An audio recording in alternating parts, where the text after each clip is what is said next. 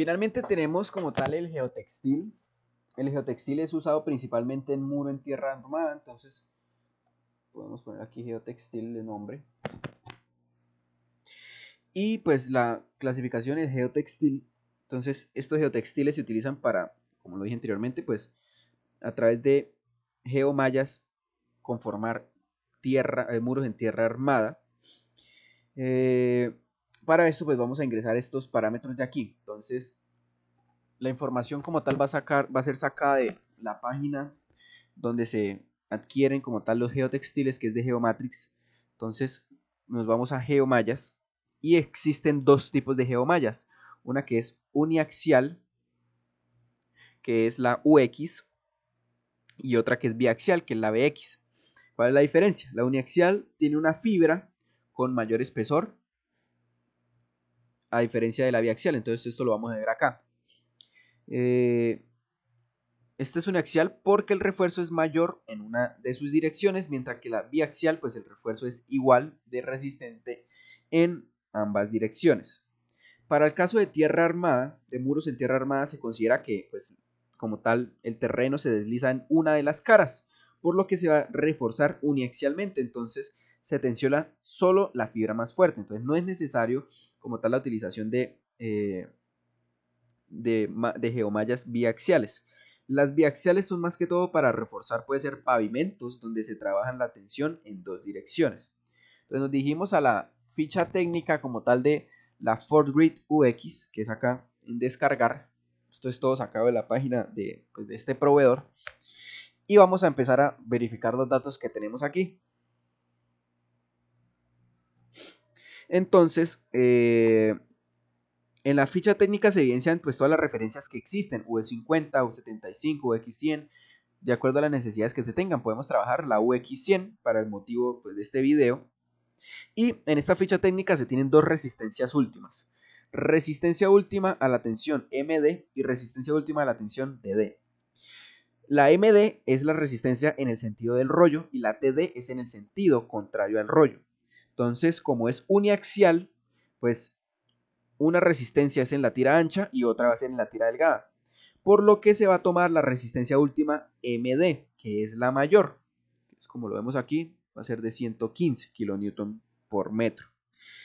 Esta como tal es la resistencia última, pero la que se ingresa al programa, específicamente aquí, pues va a ser una resistencia de diseño que va a ser afectada por unos factores de reducción. Entonces, estos factores de reducción los vamos a encontrar más abajito, como tal, en la ficha técnica, donde pues la T última, que es pues, la de arriba, en este caso sería pues, 115, va a ser afectada por un factor de reducción por creep, siendo el creep pues uno de los modos de falla del material definido como la tendencia de un material sólido de deformarse de forma permanente bajo la influencia de la presión. Entonces para el creep asumimos un periodo como tal de 75 años de diseño y se asume como tal 1.58. Luego se tiene un factor de reducción por durabilidad, esto es ataques químicos o bacteriológicos. En este caso va a depender del pH del suelo. Debería hacerse un ensayo del pH del suelo, pero generalmente no se hace, por lo que podemos tomar un valor cercano al intermedio, que es 7, por lo que se toma un valor de 1.15, que es como lo más intermedio. Y finalmente tenemos el factor de reducción por daños durante la instalación, que es, por ejemplo, cuando los rellenos tienen partículas demasiado grandes o filosas que pues pueden dañar el geotextil. Entonces, por ejemplo, aquí hay de 4 pulgadas, pero pues en rellenos seleccionados generalmente se tienen de diámetros de hasta 3/4 de pulgada, mayores no. Por lo que tomamos el valor más crítico en este rango, que es lo que se considera de 1.30. De acuerdo a estos factores, pues lo que se hace es tomar el valor de 115, que es la resistencia última de nuestro interés. Podemos tomar una calculadora, 115 dividido en la multiplicación de todos estos factores, es decir, 1.58 por 1.15 y por 1.30.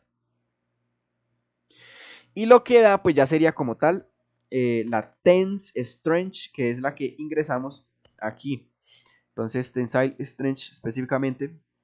En este caso, al dividir 115, que es la resistencia última, sobre la multiplicación de 1.58 por 1.15 por 1.3, nos da un valor de 48.67, se calcula en una calculadora, 48.69, qué pena. Entonces se deja ahí el valor de 48.69 y este sería la resistencia a la tensión. Ahora bien, el tipo de fuerza de aplicación pues va a ser pasivo, porque es un elemento que no está aplicado, no se le aplica tensión, así como los micropilotes y los pernos que vimos anteriormente.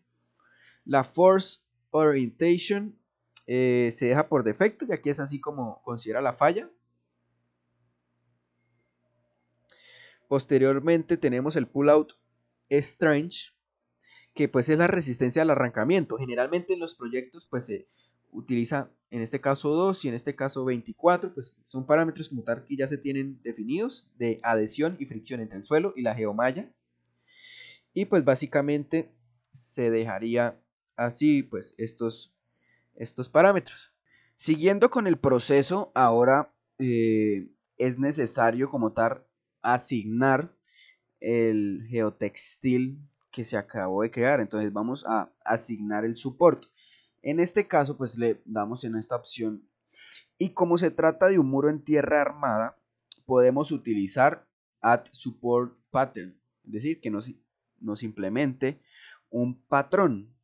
Esto, pues como tal, se utiliza cuando son estructuras repetitivas. Y como lo vemos en las imágenes de aquí, pues es un geotextil que se va a utilizar según pues unos espesores, unos anchos, y básicamente el proceso de composición de ese geotextil es: se pone el geotextil, se agrega suelo, se compacta, se pone la siguiente capa de geotextil, se agrega suelo, se compacta y así sucesivamente. Entonces el geotextil pues va a seguir un patrón, por lo que aquí podemos utilizar esta herramienta. Entonces support pattern, seleccionamos pues nuestro geotextil.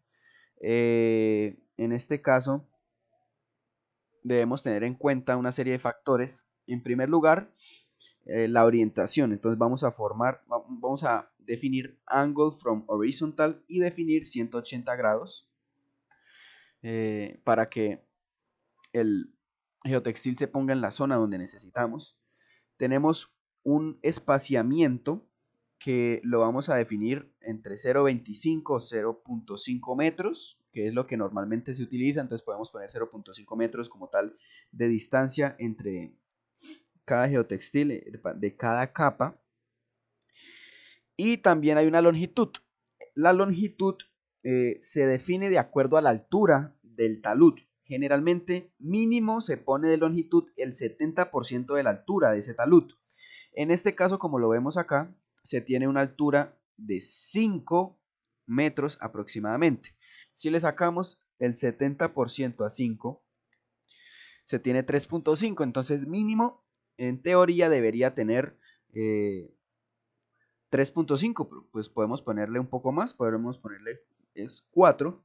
De igual forma, es importante tener en cuenta que este geotextil se debe extender una longitud tal que llegue hasta las fallas identificadas. Entonces, pues podemos definir esta longitud inicial y luego volver a modificar el modelo, llegado al caso sea necesario, pero mínimo se utiliza el 70% de la altura como tal del talud. Una vez ya definido como tal el ángulo, la longitud, el support, la distancia, procedemos a darle OK y a asignarlo. Entonces seleccionamos acá clic y subimos, no damos más clic, solo movemos el cursor hacia arriba y ya automáticamente nos va poniendo el patrón. Entonces hasta donde queremos que llegue le damos clic y ya estaría asignado. Entonces aquí salen las propiedades de geotextil, que es pasivo, con la tensile strength que se definió anteriormente, etcétera, etcétera. Ahora bien, otro factor que debemos considerar es que pues, el geotextil, como ya lo expliqué, se va a utilizar en un muro en tierra armada. Y estos muros se conforman desde cero, se construyen desde cero, capa por capa. No es algo como en el caso de los anclajes o los pernos o de los pilotes que se implementan en el terreno existente, en el terreno natural. En este caso es necesario conformar el muro armado desde cero. Para esto se debe remover el material del terreno existente y conformar pues un nuevo talud, rellenar un nuevo terreno con un material seleccionado. Entonces esto como tal se conforma en el sitio. Y pues se sigue el proceso que mencioné anteriormente. Se va poniendo un geotextil, una capa de suelo de material seleccionado, se compacta y así sucesivamente. Por lo que, pues en primer lugar necesitamos definir este material que va a conformar pues el muro en tierra armada. Entonces vamos a Properties, Define Material. Podemos escoger un material 3. Podemos poner, por ejemplo, un material seleccionado.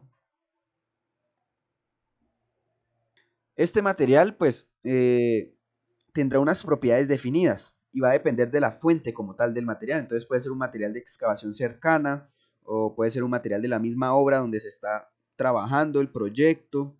Y pues por motivos del video podemos definir unos parámetros, unos valores convencionales. De peso unitario podemos dejar 20, de cohesión podemos dejar 5 y de ángulo de fricción podemos dejar 30. Ya va a depender, como lo dije anteriormente, de dónde provenga este material y las propiedades que tenga. Y el water parameters del R sub U relacionado al movimiento del agua como tal a lo largo de este suelo podemos definirlo como 0.1, considerando que pues no se esperaría gran saturación ya que es un relleno que se va a compactar como tal allí. Entonces ya pues definiendo como tal estas propiedades podemos darle OK y ya estaría creado. Ahora necesitamos definir la zona donde se va a reemplazar el material existente por el material seleccionado. Para esto nos vamos a Boundaries y Add Material Boundary. Y la zona, pues básicamente inicia desde donde está la primera geomalla, que es desde donde se va a poner como tal esta primera capa. Se sigue como tal hasta el extremo de la geomalla y se continúa por la pendiente del terreno, o sea, por el terreno siguiendo la pendiente que se tiene hasta la superficie. Entonces mantenemos esta pendiente, esta pendiente, esta pendiente hasta la parte superior del terreno. Entonces de esa forma se mantiene como tal la pendiente del talud. Le damos enter y ya estaría definido este material boundary, que es como tal digamos que los límites que va a definir al relleno. Entonces le damos aquí en Properties, Assign Properties y material seleccionado, que es el que queremos asignar, y le damos en asignar acá y aquí, que son las zonas donde necesitamos que se encuentre este material. Entonces ya, pues como tal, estaría asignado el relleno que debemos conformar con los geotextiles para llegar a un muro en tierra armada, que es como tal esta obra. Una vez teniendo definido esto, pues procedemos a evaluar las condiciones de estabilidad. Entonces le damos en Compute, sí, corre el modelo y posteriormente miramos los resultados que se obtienen.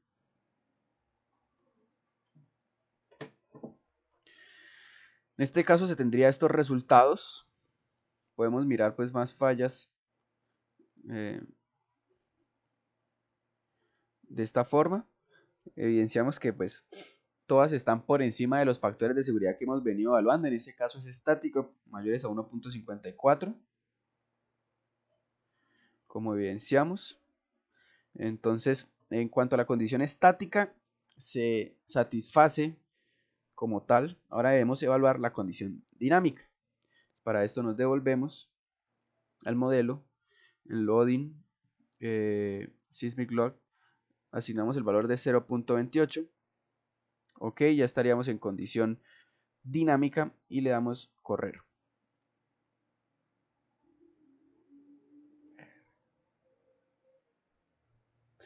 Posteriormente, pues le damos en ver resultados y en este caso, pues se evidencian fallas donde no se cumple con el factor de seguridad. Entonces, de nuevo, debemos pues, realizar lo que hemos venido haciendo. Entonces, una solución podría ser aumentar la longitud de esto para que se lleguen a las fallas. Entonces, procedemos a, en primer lugar, modificar el patrón en cuanto a su longitud. Podemos ponerle 5 y mirar si cumple como tal con esto el factor de seguridad dinámico. Damos OK Y podemos también modificar el boundary material. Entonces podemos pues, crear otro boundary aquí y asignarlo a la parte que falta.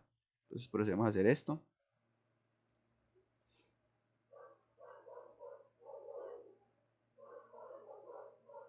Asignamos el material, que es el material seleccionado, acá y acá. Y ya tendríamos las nuevas condiciones. Con esto procederemos a evaluar nuevamente el modelo para verificar si es estable o no en condición dinámica. Bueno, aquí nos faltó asignar la carga y le damos en Compute.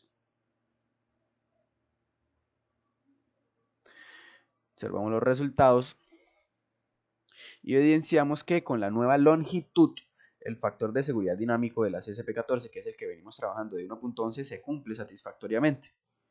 Entonces, pues aquí está filtrado, pero podemos ver como tal todas las fallas, que todas superan 1.11, por lo que las condiciones de estabilidad son adecuadas. Y ya quedaría diseñado el muro en tierra armada para darle estabilidad a este talud. Como tal, así finalizaría el proceso de modelación en el slide. Y pues como conclusiones podríamos tener que existen diferentes obras que pueden utilizarse, ya sean individualmente o en conjunto, de acuerdo a las condiciones manejadas y a los requerimientos del proyecto. Entonces, habrán condiciones puntuales de cada proyecto que permitan que se usen algunas alternativas y no otras. Como lo vimos en el talud modelo, pues existen diferentes alternativas que se pueden implementar, ya va a depender del criterio del ingeniero, de un análisis de costos y de demás factores a tener en cuenta para definir cuál es la más adecuada y la óptima.